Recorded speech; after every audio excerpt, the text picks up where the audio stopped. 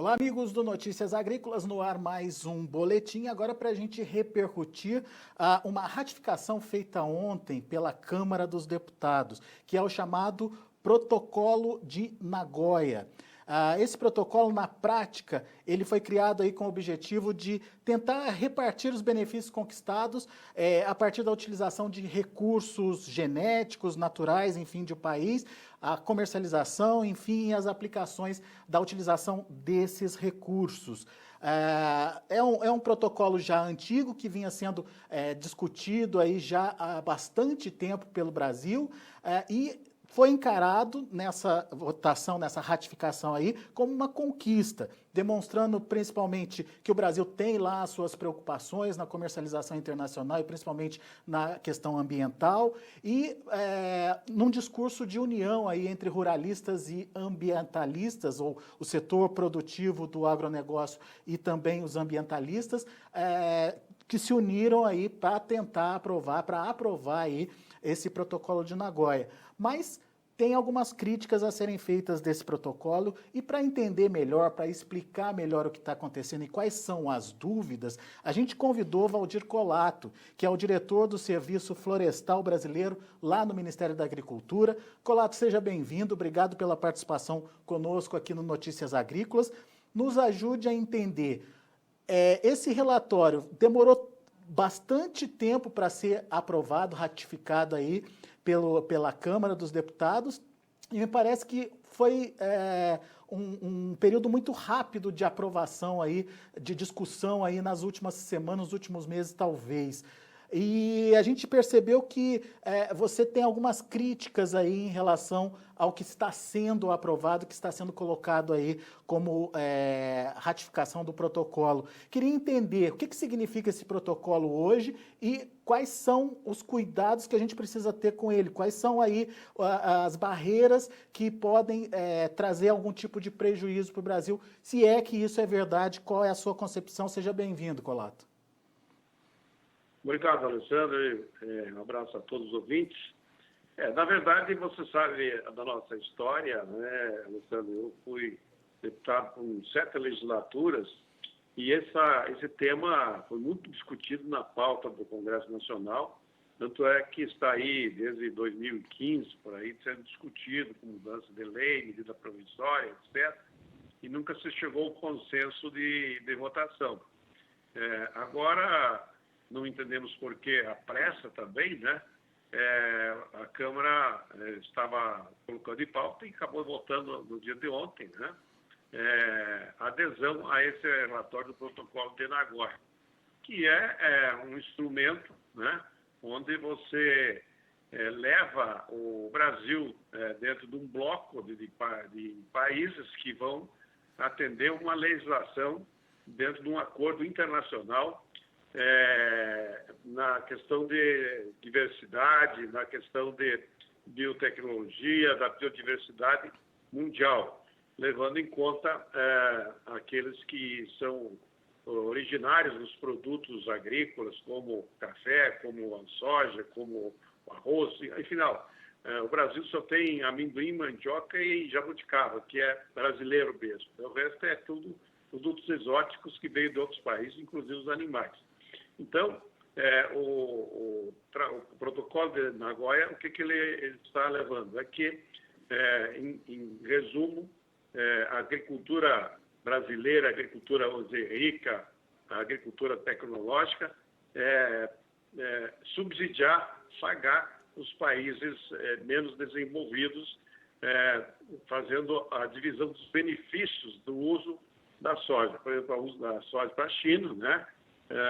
Eles que são o país originário da soja, nós teríamos que pagar royalties para eles, embora está se falando só na questão dos recursos genéticos, não na produção. Mas esse protocolo ele é muito complexo, né? Ele foi, inclusive, criado por um brasileiro lá em 2004, né? E leva em conta mais a biodiversidade brasileira, os costumes tradicionais dos indígenas e dos povos tradicionais, do que a área da agricultura. Em suma, a agricultura pagando uma conta em prol de um projeto de biodiversidade que, em tese, né, traria benefícios para o Brasil. Então, essa discussão toda, ela foi feita no Congresso Nacional. Agora, poucos deputados se integraram ao processo e se levaram em conta um estudo mais aprofundado na votação e acabaram, então, com a questão da pandemia, onde não há discussão de plenário, votando via eletrônica, né? E acabou praticamente não sendo discutido. E poucos parlamentares têm conhecimento do que e as consequências e que vai acontecer nesse tratado se nós aderir, que vai ainda para o Senado, depois da ação do presidente da República. Mas, em tese, é assim, nós vamos ter que respeitar a legislação do país de origem. Né? Você tem um produto aqui, por exemplo, na soja, nós temos as nossas leis, mas prevalecerá a lei chinesa sobre a soja. E a gente não sabe que leis são essas, o que vem para cá, como é que será, e como é que será esse tratado nas questões assim mais particularizadas desse tratado da divisão de benefícios dos produtos que nós estamos cultivando aqui no Brasil. Em defesa dessa ratificação, dessa confirmação aí do protocolo, a própria FPA, do qual o senhor fez parte também já por muito tempo, né, deputado? A FPA coloca que o Brasil não tinha votado isso antes porque não tinha uma lei, que eles colocam aqui, a lei da biodiversidade, enfim, que regulamentasse toda essa questão que o senhor colocou de pagamento de material original aí. E que a partir do momento que o material original é modificado, que essa lei passa a prevalecer sobre o protocolo de Nagoya. Faz sentido essa colocação para o senhor? Exatamente. Essa é a questão que nós questionamos. Todo o tratado internacional, qual é a tramitação dele? O Congresso, quando o governo assina um tratado, né, que foi assinado lá em 2014 pelo governo federal, na época do Lula, da Dilma, né? Ele é assinado pelos governos e vem para o Congresso para homologar ou não. O Congresso não pode fazer nada, é só de sim ou não, né? Ele não tem condições legais de fazer qualquer mudança. Então, quando você faz essa votação, você está admitindo que o que vai valer é a lei do país de origem, né? De origem daquele produto que nós importamos e que estamos trabalhando aqui. Nós temos, sim, a nossa lei, que é a 13123, né? Ela foi aprovada, mas ela tem ascendência nos produtos originários do Brasil, né? São os nossos produtos nativos. Então, ela tem um controle de quem quiser fazer pesquisa, né, alguma coisa em cima dessas áreas, na genética dessas plantas, ele tem que ter licença, por exemplo, dos indígenas, se uma planta estiver na área indígena, né? E tem todo um projeto, o CG aqui, que é o órgão que mantém essa genética, genes de todas as plantas e animais. Eles têm toda uma tramitação, tem cobrança de impostos, né? E tem que pedir licença para aquele que tem lá a planta ou o animal que detém aquela tecnologia. Então, a nossa lei, ela serve para o Brasil. Mas como a lei, o acordo tem força de lei complementar, nossa lei não tem efeito nenhum em cima da lei dos países originários. O que nós queríamos, então? Que o Brasil tivesse cuidado de criar, né, dispositivos de segurança que permitam que seja claramente que o Brasil não tem que pagar royalties, por exemplo, para os produtos agrícolas e alimentícios, né? E essa segurança nós não temos. Então, nós estamos trocando aí a agricultura por uma biodiversidade que nós não temos mais, porque os outros países lá fora vieram aqui, copiaram a sequência genética das nossas plantas, eles têm agora isso, né, sintéticos, né? E nós não temos como copiar nada deles, porque quando criou um produto, você não consegue saber aí a origem desse produto. Agora, na agricultura, você tem a origem, você tem a soja, tem o milho, tem o feijão, tem o arroz, e tu sabe quais os países que vieram lá, a batata do Peru, o café da Etiópia, o boi da Índia, e por aí adiante. Então, nós não temos essa segurança. E quando você lê o protocolo de Nagoya, você vai ver que ela, praticamente toda ela é dirigida a quem? Às comunidades indígenas, às comunidades tradicionais e aos pequenos países pobres.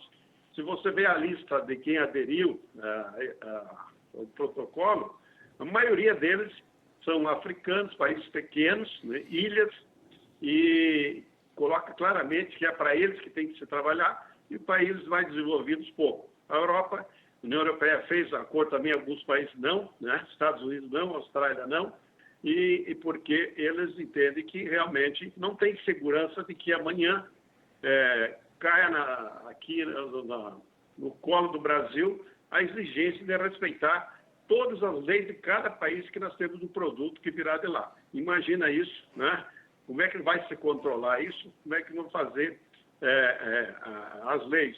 E hoje nós abriríamos mão de ter a nossa lei, o controle nosso, né? Uma lei própria, para ter uma lei universal, que é o protocolo de Nagoya, exige, e quem aderir é obrigado a respeitar o país de origem de cada produto, o animal ou vegetal. Outro argumento também citado pela FPA é, por exemplo, a soja é originária da China, mas a soja que está sendo utilizada atualmente no Brasil passou por mudanças. A mesma coisa o café, é originário da Etiópia, mas o café cultivado hoje teve várias modificações genéticas ao longo do tempo, enfim, que justificam inclusive a melhor produtividade, a adaptação a diversas regiões produtoras aí do país, e que por isso, nesses casos onde houve modificação, esses produtos não seriam taxados ou cobrados royalties deles. Isso também está claro no acordo, deputado? Ao contrário, Alessandro, assim, o que vale é o produto originário, a espécie que você tem, e não os derivativos, aquilo que você criou na tecnologia, na biotecnologia, como a transgenia, algum outro tipo de característica que você leva na soja, né? Diferenciação genética, alguma coisa que você pode fazer, ele não altera a origem do produto, que a lei maior diz que você tem que respeitar. Então, não está claro, porque se você pegar e ler aí o protocolo de Nagoya, ele é genérico, ele não tem especificação nenhuma, ele não diz como é que vai cobrar o royalties, quem que vai cobrar, quem é que vai controlar, qual é a estrutura que tem. É uma coisa assim no ar, genérica, e que nós estamos aderindo assim como dando um salto no escuro, que eu digo eu, né? E tenho certeza que nós vamos ter muito problema para resolver antes de acertar isso. O que nós precisamos fazer, no mínimo, o que a Europa fez, né, antes de assinar, é adaptar, né, o protocolo de Nagoya ao seu sistema. Bom, nós entramos desde que seja assim, ou seja assado, e a coisa é bem explícita. Hoje você não sabe se isso vai entrar para a cobrança dos produtos que já tem aqui, da produção, só a questão da genética, e essas dúvidas é que nós temos e estamos pedindo para o pessoal levantar. Eu estou agora um material muito rico, mostrando tecnicamente os prós e os contras, mais são as dúvidas do que os acertos e a favor. Estou mandando para os senadores, já que os deputados não tiveram tempo de analisar profundamente esse processo, que os senadores façam isso, porque é uma decisão que o Brasil vai tomar muito forte e muito importante. Nós não podemos botar uma matéria dessa sem ter conhecimento pleno do que vai acontecer, discutir ponto a ponto como é que vai ser. A resposta que nós tivemos aí da FAA, do CNA, é que se nós não entrarmos no protocolo do Nagoya, nós estamos fora das discussões, né? Só que são 130, 140 países, né? A maioria africanos e de linha socialista, e nós temos aí dificuldade, com certeza, nas votações para poder manter a nossa atividade agropecuária, que é muito forte e o mundo inteiro está atrás disso. Eu acho que é mais uma barreira, né, para os países produtores, né, para subsidiar ou mandar recursos para os países em desenvolvimento, em que você tem que ter 3 funções. Primeiro, pagar royalties, né? A segunda, você tem que pagar o conhecimento tradicional. Por exemplo, se os indígenas ou comunidades tradicionais têm algum tipo de conhecimento, isso tem que ser valorado, né, e pago. E também a obrigação do Brasil passar a transferir tecnologia.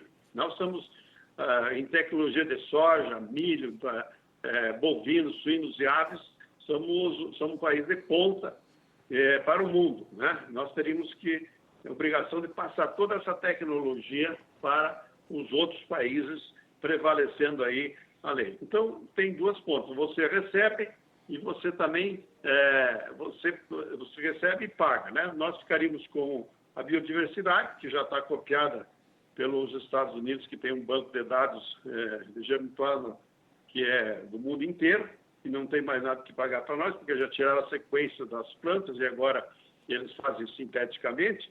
E, pelo contrário, a agricultura nós temos aqui. O soja, ele é um produto que está carregando toda a genética originária, como o arroz, como o boi da Índia, né, o cebu que veio de lá. Enfim, todo esse processo. E cada genética, cada pesquisa que você fizer, cada nova tecnologia que você tiver, você tem que pedir licença para o detentor desse produto e pagar royalties, né? Por exemplo, nos suínos e aves, o Brasil importa todos os anos os avós. Então, o franguinho que chega na nossa mesa, ele é originário dos avós. Os avós vêm da Alemanha, vêm dos Estados Unidos, nós pagamos royalties para poder trazer essa genética. E o Tratado de Nagoya, na verdade, vai trazer mais ônus para o Brasil do que já tem os pagamentos de royalties que nós temos. Então, essa é a discussão que nós temos que fazer, né? O pessoal acha que está certo, está errado, que nós estamos achando que nós estamos radicalizando muito. Não, nós estamos defendendo o Brasil. O Brasil precisa ser defendido e nós vamos ter muitos problemas pela frente. Como é que nós vamos controlar isso? E não é só as grandes culturas, não é só os grandes animais, e os pequenos, e as pastagens, as hortaliças, as fruticulturas. Como é que alguém vai poder controlar isso tudo?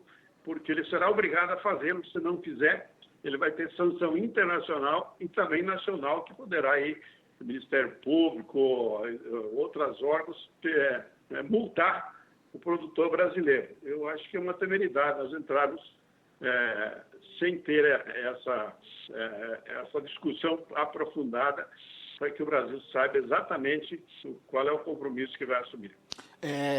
O trâmite agora é votação no Senado e depois apresentação aí de um decreto presidencial para regulamentação.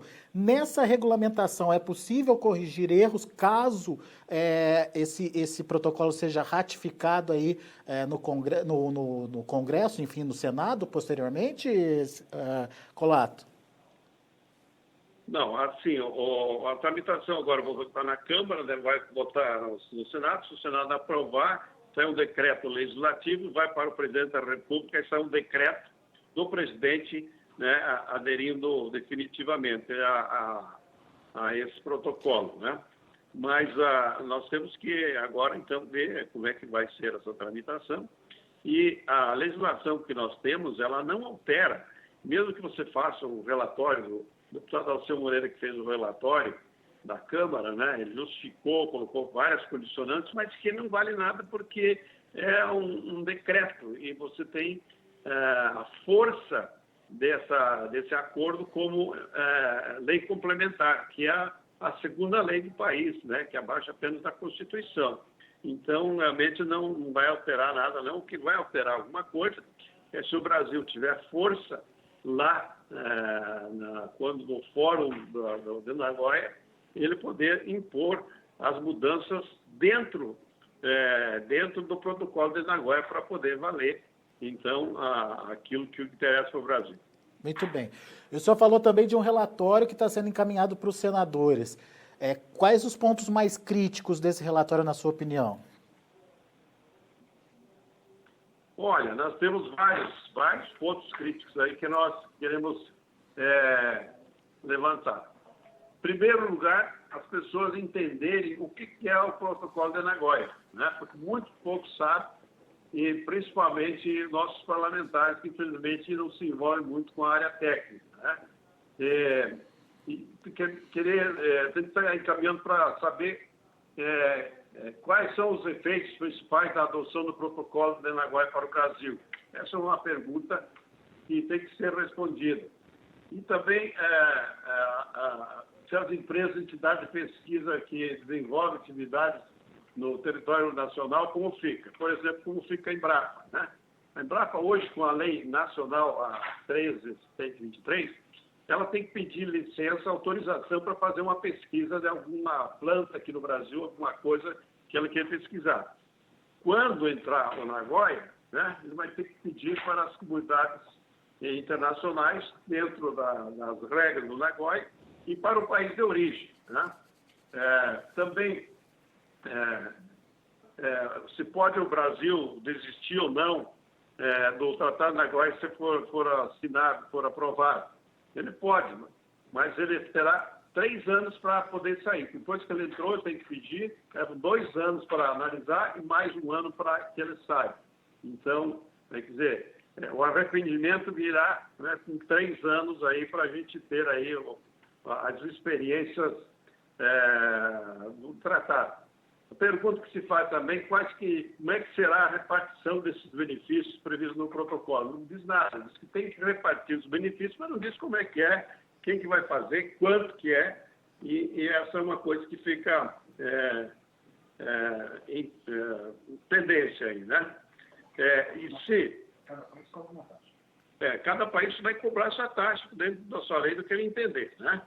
E também a pergunta que está no ar e que não está definida é se o setor agrícola está sujeito apenas à regra do Nagoya, do TIF, que é um outro tratado onde você lista os produtos que vão ter pagamento de royalties ou não vão ter.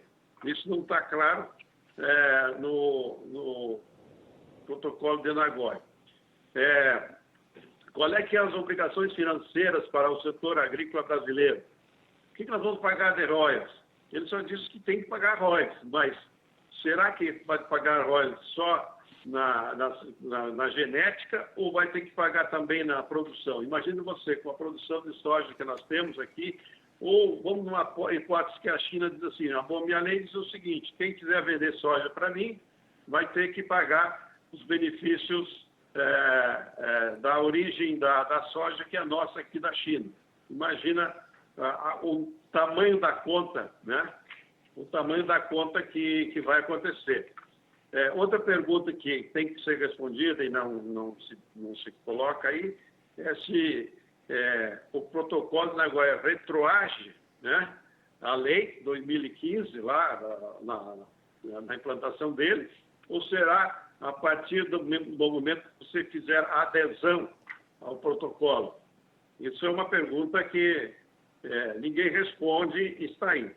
Então, a gente está, assim, colocando a complexidade, né? E o protocolo de Nagoya é um produto, assim, de negociação internacional, né? Agora, você imagina, nós temos que entender a lei da China, da Noruega, da Alemanha, dos Estados Unidos, da Suíça, da Suécia, enfim, da África, para discutir internacionalmente se nós podemos usar ou não podemos usar uma espécie e se isso cabe repartição de benefícios, cabe royalties, etc. Então, é uma complexidade muito grande. E caberia, eu entendo assim, né, que dentro desse processo a Embrapa tinha que oficialmente fazer, né, esse estudo e colocar bem claro para a população brasileira onde é que nós vamos ter os problemas e se é bom para o Brasil, se não é bom para o Brasil. Eu, quando vejo que os Estados Unidos e a Austrália, por exemplo, não entraram, e porque não é conveniente para eles, que são grandes produtores de animais, de proteínas e grãos, nós é a pergunta, por que o Brasil tem que entrar nesse protocolo sem estudar realmente quais as consequências, onde é que vai chegar e saber o que está por trás de tudo isso. No mínimo, discutir mais o tema, então, né, Colato? Agora, tem uma pergunta aqui do João Batista Olive está acompanhando a nossa conversa. Ele pergunta o seguinte: estamos dando um salto no escuro, quanto isso vai nos custar? Poderíamos considerar isso uma barreira ideológica? E como que o senhor entende o envolvimento da FPA aí na aprovação desse protocolo? Olha, eu estou falando aqui, Luciano, e um abraço ao João Batista aí, que sou fã dele. Estou falando em nome do cidadão Valdir Colato, engenheiro agrônomo, ex-deputado por 7 legislatura, que conhece esse assunto, acho que um pouco mais que muitos deputados, né? Eu acho que nós temos que realmente levantar essa questão de quais as consequências, o que nós vamos pagar ou não vamos pagar. Ninguém sabe, né? A pessoa diz, não, mas o que já está aqui não vai precisar pagar. Quem que garante isso? Ninguém garante isso. Isso é uma discussão que está ocorrendo dentro do protocolo de Nagoya, se vai ter que pagar a produção, não vai pagar, se volta retroativamente quando iniciou Nagoya, que tem gente que entende assim, e outros que é só o momento que você entra. Então, quais os produtos que vão entrar? Você tem uma lista lá chamada da TIF, que é um outro programa, um outro projeto, onde você lista os produtos que não entram nesse processo, mas as principais culturas brasileiras ficam fora, como cana-de-açúcar, como soja, né? E café, né? Fica fora. Imagine você se nós tivéssemos que pagar royalties. Hoje, por exemplo, a semente de milho que você paga aí e a soja transgênica, você paga royalties em torno de 7 a 8% da produção para a empresa detentora da tecnologia. Né? Imagine se nós entrarmos com todos os produtos, quem é que vai controlar isso, como vai ser, e os países terão todo o direito de processar o Brasil se o Brasil não atender a legislação deles, se não atender a cobrança daquilo que eles acharem que é o suficiente para o país deles lá, por ter a detenção da origem desses produtos. Então pode sim virar uma barreira ideológica aí, no caso da pergunta do João Batista. Quando eu vejo assim, João Batista, quem compõe o quadro do Tratado de Nagoya? Primeiro, quem criou? Foi o brasileiro, né? Como é que é o nome dele lá? Braulio Dias, né? Um brasileiro que criou, com o governo da presidente Dilma, que propôs o Tratado de Nagoya, né? Para distribuir a riqueza para os povos indígenas. Isso ele coloca muitas vezes dentro do protocolo de Nagoya, né? E os países que têm uma tendência assim socialista. Praticamente eu não vi aí países que não têm a tendência socialista ou comunista nesse processo. E eu imagino o Brasil, dentro de uma linha liberal de economia de mercado, estar num fórum desse, onde tem lá 150 países, né, alinhados ideologicamente, e que poderão aí fazer com que o Brasil pague uma conta alta e aqueles que são os produtores aí também o façam. Então, é de se pensar, por que isso?